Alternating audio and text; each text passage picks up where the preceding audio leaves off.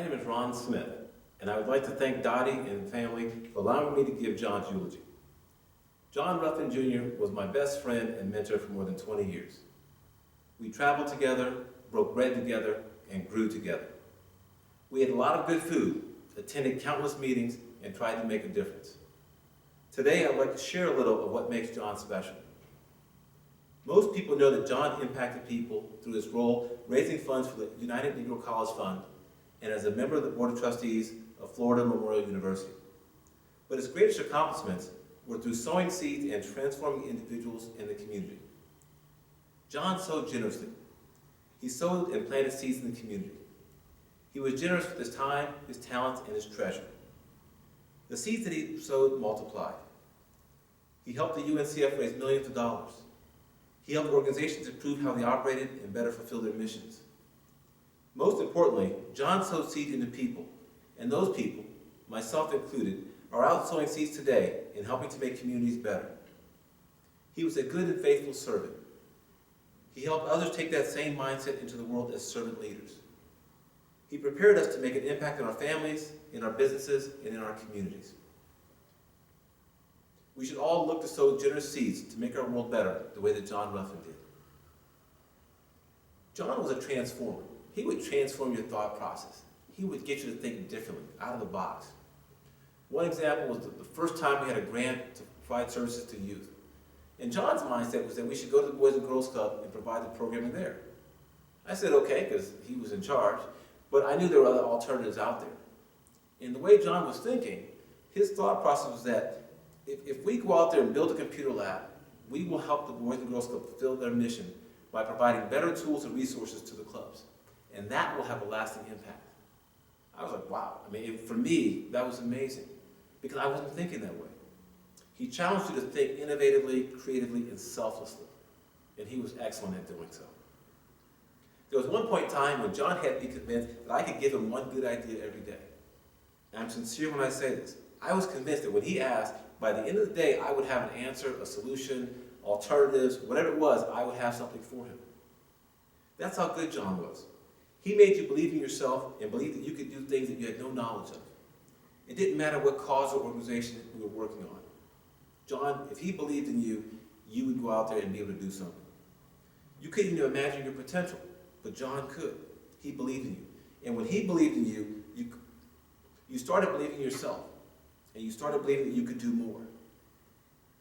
I started to feel that I could do anything because I had John on my team. John's way of thinking was visionary.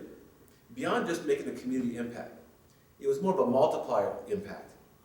He felt that when you went to serve the community, you had to help transform others in their way of thinking so the long-term impact would multiply and be sustaining.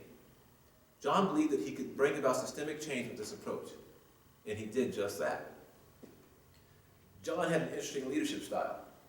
He was very much into participatory leadership. He liked to get people involved, to empower people to do things, and to help people to learn and to grow. John enjoyed helping people get to their next level of performance and productivity.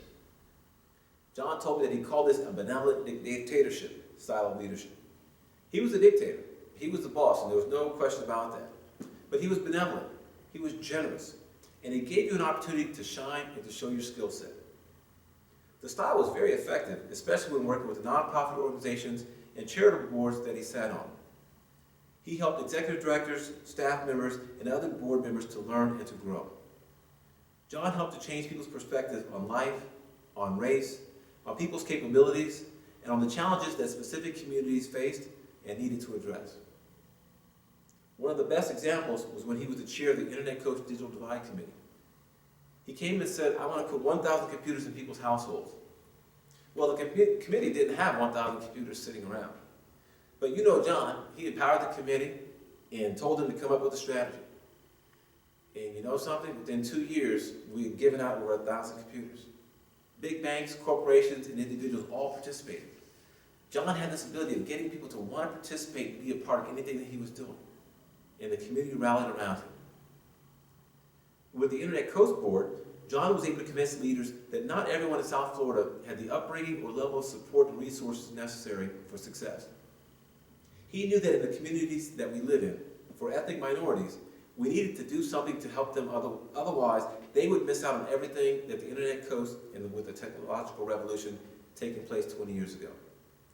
John felt it important to convince people that more needed to be done, and that the people on the board needed to understand it, and then take steps to bring about change. He was able to do that through the Digital Divide Committee. He was able to elevate those people that were underneath him, and to help us to develop our skills. John felt that by growing the pie, everyone would have a better chance at getting a slice. John brought diverse people together from 3 major counties in Florida with the common goal of putting computers into people's homes, community centers, or churches. Only a person like John Ruffin could do that. My friends and I, we saw John as the chairman of the board, because for several years I had no idea what he did for a living.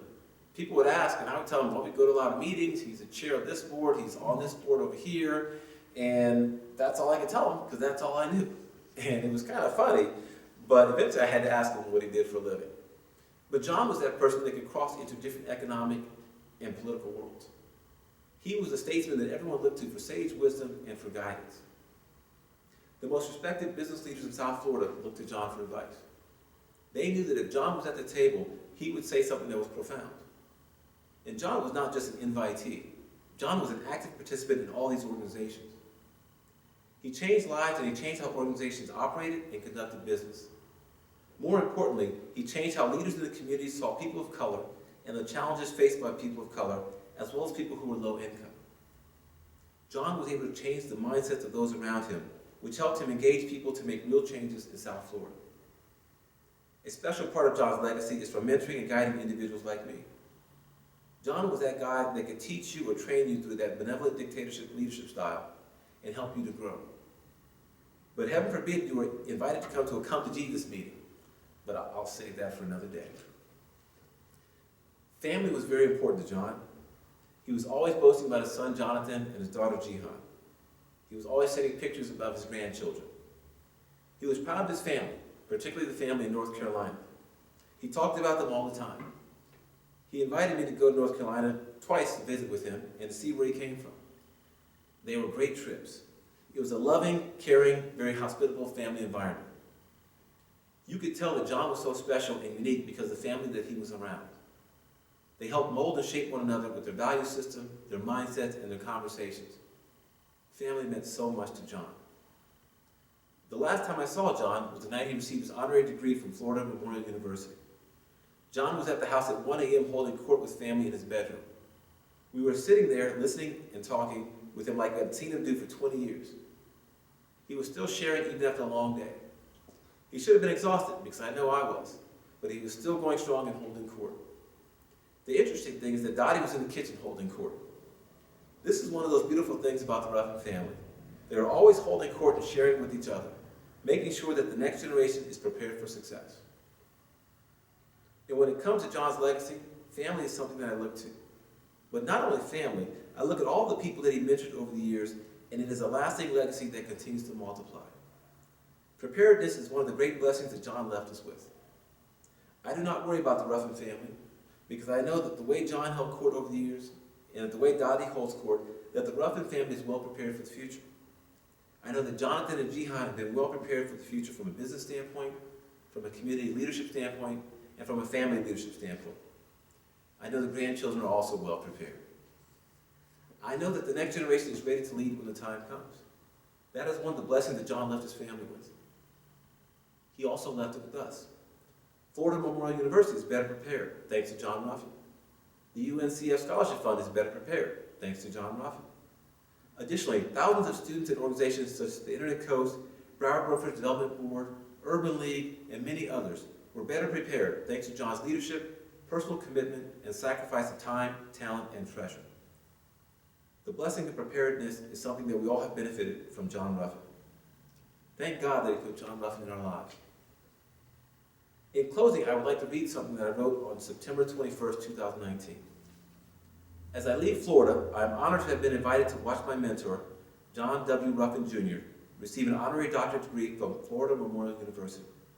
In typical John Ruffin fashion, he sent me a text at the last minute, notifying me that I was added to the program to speak for a couple of minutes.